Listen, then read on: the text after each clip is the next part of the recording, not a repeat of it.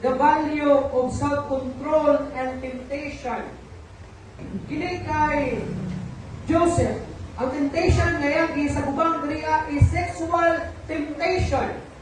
Pero adunay nagkalanlain na mga temptation na magahagit na nato ingon ng mga Kristohanon. Dili lang sexual na temptation, kundi lain-lain na mga temptation. Mga buhat na diin mo dala kanimo diha sa pagpakasala patok sa Ginoo. Sa diha nga si Joseph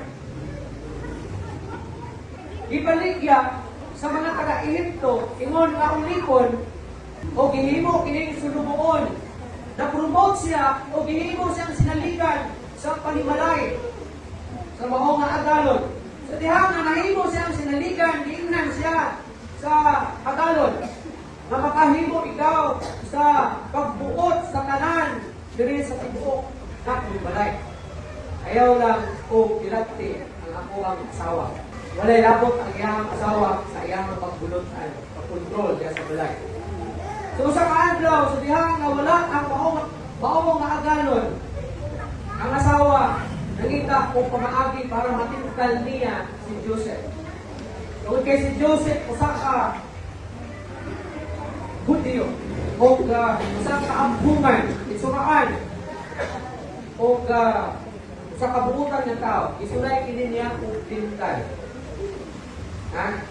Pero nilabaw ang iyang pagka-Kristohanon o nilabaw ang iyang pagka-mahadlukon sa Ginoo.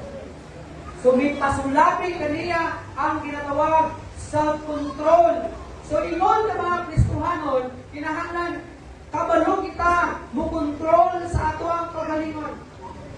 Kabalo ta mo pugong. Ha? Dapat ato ang rindahan ang atong kagalingon aron kini mapugnan. Sama sa kabayo, tanawa ang kabayo. Kung dili nimo butangan o brinda ang kabayo, sabot mo brinda, kakal nga isulod ang bakba ng kabayo, yan side by side, may TC, connector sa driver, o sumitawag na sa manakayay ng kabayo.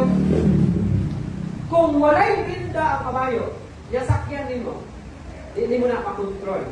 Posible, ibunal ka ng sulupi o sa kahoy o ihulog, ay pagkakaroon na sa dagat. So kinahanglan ang rinda para makontrol nimo ang kabayo. Ingon usab niya na kita. Kinahanglan rindahan nato atong kagalingon. Rinda diha sa pagkahadlok sa Ginoo. Kinahanglan nato ang gahom sa Ginoo nga mauli mutabang kanato aron nga maka barog kita nga lig-on sa diha nga hagiton kita sa ginatawag temptation. Kung sa man sa klase nga temptation, basta kana nga temptation, muatod kanimo sa pagpakasala batok sa Ginoo, kinahanglan og self-control.